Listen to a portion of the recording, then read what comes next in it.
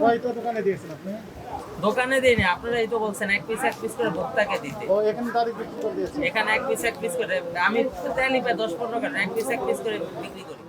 Soybean তেল নিয়ে Tom and Jerry খেলা খেলছে খুচরা দোকানিরা। ক্রেতারা বাজারে গেলেই দেখা যায় কোনো দোকানে সয়াবিন তেল নেই। তবে ভোক্তা অধিকার অভিযান চালালে মিলছে দোকান ভর্তি সয়াবিন তেল। অনেকদিন ধরেই সয়াবিন তেল নিয়ে তেলস্মাতি কাণ্ড শুরু করেছে ব্যবসায়ীরা। সয়াবিন তেলের কোনো সংকট নেই বলে জানিয়েছেন ডিলাররা। দোকানিরা অনেকটা ইচ্ছে করে এমন পরিস্থিতি সৃষ্টি করছেন। রমজানকে কেন্দ্র করে অধিক মুনাফা পাওয়ার জন্য ভোক্তাদের ভোগান্তির মধ্যে ফেলছেন তারা। যার মনে করেন 200 কার্টন মাল আসছে, আমরা মানে বলি 200 কার্টন মাল আসছে, তুমি 1 কার্টন করে পাবা। উপর নিচে মনে করেন আমাদের 250 দোকান আছে, আমি যদি 1 কার্টন করে দিই তাহলেও তো মানে 200 কার্টন মাল লাগে। তা আমরা সবাই বলে যে আমরা কি করি, প্রথম যাইয়া পার দোকান যাই, এই যে দেখেন প্রান্তিকে 4 কার্টন, ফরিদগঞ্জ 1 কার্টন, এভাবে করে টাকা আনি, মালটা লিস্ট করে নিয়ে আসি। আইনা ওই যে ওরা মালটা প্রত্যেক দোকানে পৌঁছে দেয় এবং কারে দিয়ে এই যে পৌঁছে দিই, নামটাও লিখে রাখি যে এই লেবার উত্তরে দিয়েছি। মানে কারে কত কার্টন দিয়েছেন? হ্যাঁ, এটা ওই যে লেখা আছে এবং ওই যে কোন লেবার দিয়ে আসছে ওই লেবারের নাম দেওয়া লেখা। তাহলে ওরা যে মিথ্যা বলছে এটা কিন্তু সত্য, মানে ওরা যে তেল বলছে না এটা কিন্তু আসলে এটা আছে, কম বেশি সবার কাছে আছে।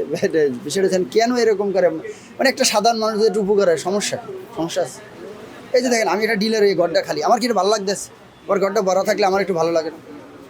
কিন্তু তারপরেও কিন্তু আমরা গাড়িটা আসার সাথে সাথে সবাই ঘরে না তুললে, ঘরে তুললে গ্যাঞ্জাম লাগে, ভিড় ভরে যায়। এই জন্য আগে গাড়ি আসার সাথে সাথে আমরা কি করি, ওখান থেকে আপনারা একবার ডিস্ট্রিবিউটর দিয়ে দিই। তাইলে কি হয়, আমার জন্য ওটা প্রেশার হয় না, আর মার্কেটে আমার ঝামেলা নেই।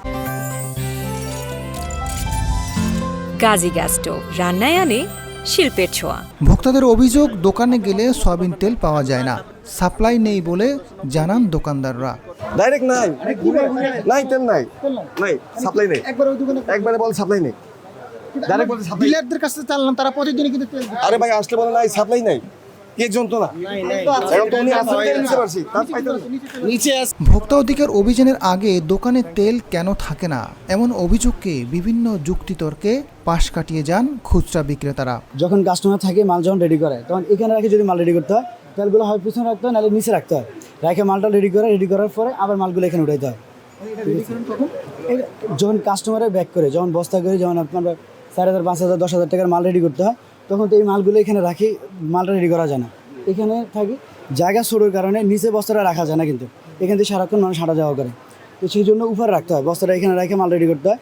যখন মাল রেডি করা শেষ, কাস্টমার বিদায় করে দিই, তখন কাস্টমার তেল যা স্যার তেল কিন্তু ওইখানে সবগুলো দেখাই যায়, ওইখানে তেলগুলো দেখা যায়। হয়তো সামনে যেগুলো থাকে এগুলো হয়তো নিচে রাখে বা সাইডে এদিকে সেদিকে রাখে পরবর্তী কাস্টমার গেলে আবার এখানে সাজা রাখে। সয়াবিন তেল নিয়ে তেলস্মাতি রোধে মাঠে রয়েছে জাতীয় ভোক্তা অধিকার। বিক্রেতারা যাতে কারসাজি করতে না পারে সেজন্য অভিযান চলমান থাকবে। স্থিতিশীল বাজার রাখার জন্য আমাদের সহকর্মী যেমনটি বলছেন, আমাদের এই মনিটরিং কার্যক্রম অব্যাহত থাকবে এবং যে বাজারে এই দাম বাড়ানোর জন্য চেষ্টা করবেন তাদের বিরুদ্ধে ড্রাস্টিক অ্যাকশন নেওয়া হবে, কোনো ছাড় দেওয়া হবে না। ভোক্তা অধিকারের অভিযান অব্যাহত থাকলে তেলের সংকট কিছুটা হলেও কমতে পারে বলে মনে করছেন ভোক্তারা। Azad Faruk, GTV news.